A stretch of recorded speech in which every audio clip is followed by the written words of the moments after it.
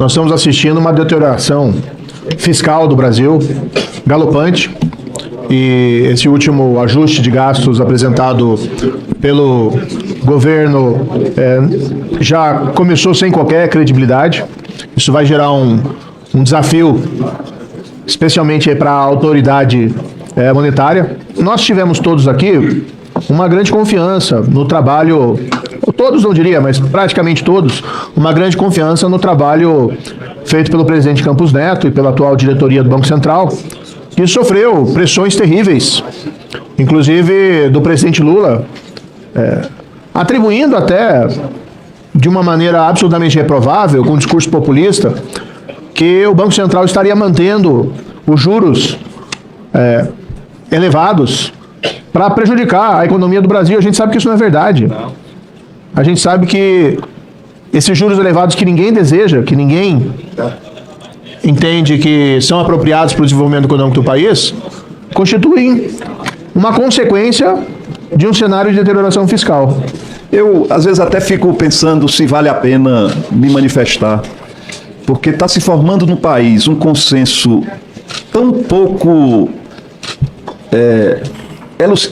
inteligente, me perdoe, que às vezes a gente fica assim com a impressão que a gente está falando grego, japonês, ou uma língua já morta como o latim.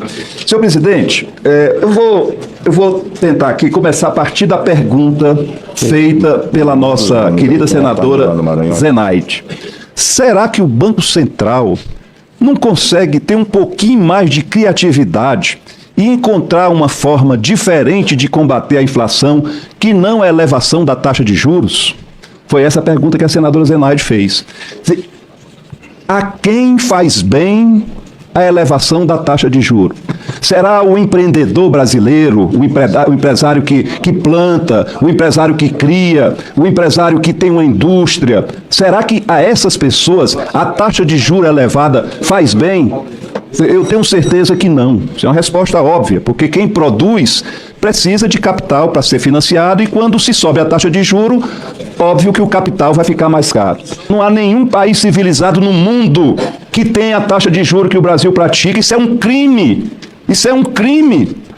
É um crime que só faz bem a uma meia dúzia de pessoas que são beneficiárias disso.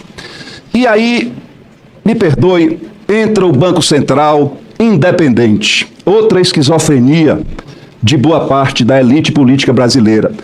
Independente de quem? O Banco Central é independente de quem?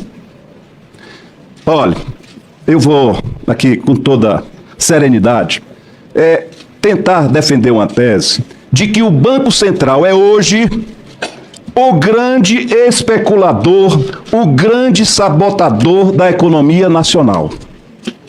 E eu não vou fazer isso com frases soltas, não. Eu vou fazer isso colocando números. Senadora Zenaide, será que para combater a inflação só tem elevação de taxa de juros como política para o Banco Central? Óbvio que não. Aliás, é muito mais grave o que eu estou enxergando. A inflação no Brasil é uma inflação de demanda? Pergunto eu. Há hoje um mercado aquecido e a nossa indústria, os nossos produtores não estão conseguindo dar conta de atender a demanda voraz de consumo do mercado brasileiro? Óbvio que não. Eu vou para um extremo aqui. A indústria automobilística tem hoje metade da sua capacidade ociosa. Se dissesse assim, amanhã vai dobrar o consumo de carros no Brasil, a nossa indústria estava pronta, preparada e querendo podendo atender o mercado. Na média, o que dizem é que 30% da capacidade da indústria brasileira está ociosa. Então, eu espero, eu não acredito que alguém possa enxergar como motivo para a inflação brasileira, que botou aí agora 0,1 ponto acima do topo da meta. Eu já convivi com inflação de 70% ao mês. Nós temos uma inflação projetada para esse ano de 4,6%. O teto da meta é 4,5%. Então, é um escândalo essa inflação. Perdoe a ironia, né? Perdoe a ironia. Em nome de combater essa inflação, que não é, volta aqui, de demanda, o Banco Central eleva a taxa de juros, que é algo que faz muito bem a quem tem dinheiro, não quer produzir e especula. deixa de gerar emprego e vai especular ganhando dinheiro sem dar um emprego, sem dar uma oportunidade para ninguém. É excelente para o brasileiro que tem dinheiro e não quer trabalhar, não quer investir. Taxa de juro alta. Bom, muito bem. Qual é a razão da inflação brasileira? Que, a meu juízo, está sendo provocada pelo Banco Central. O Banco Central está deliberadamente querendo criar uma inflação para justificar a elevação da taxa de juros. Então, se o dólar está subindo, o que é o razoável, senador Jaime? Que o Banco Central, que é o titular de todas as reservas cambiais nacionais, coloque dólar à venda. Se o dólar está subindo, o Banco Central coloca dólar à venda e eu quero ver quem é que vai atacar, especular contra o Banco Central brasileiro, que tem hoje 330 bilhões de dólares de reservas. O plano real, senador... Senador, um minutinho. Lhe dou já só concluir essa Só para dizer as reservas, são 372 bilhões de 370, dólares. subiu.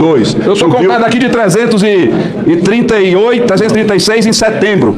São 372 bilhões de reservas. Muito bem, pois é. Aumentou. O plano real, vejam bem, para não dizer que isso aqui é ideologia, eu não sou petista, não. Não sou petista, não. E eu não trato isso como ideologia, não. Eu trato isso como economia, né? Pensando no país produtivo.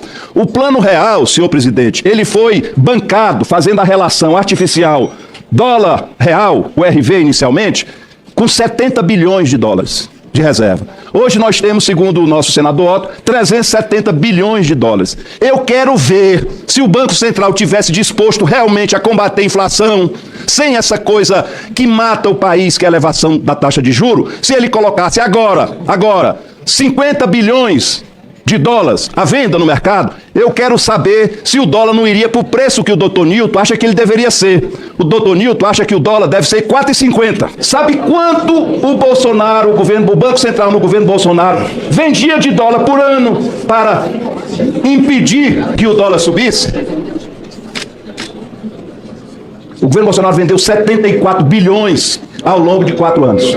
Isso dá, em média, 18 bilhões. Já arrumaram ali um discurso ali embaixo, eu encontrei com algumas pessoas, que dizendo não, que é por fatores externos, pandemia, não sei o quê. Em 19, que não tinha pandemia, o Banco Central do governo Bolsonaro vendeu 36 bilhões de dólares.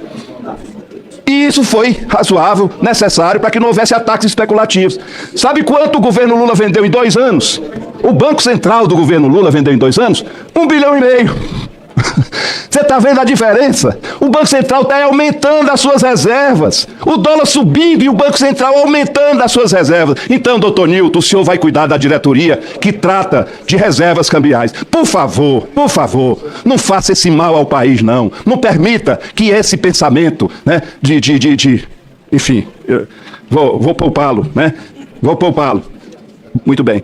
Mas, por favor, faça isso. Não deixe que especulem com o dólar. Ou não permita que o Banco Central seja hoje o maior especulador contra a moeda nacional.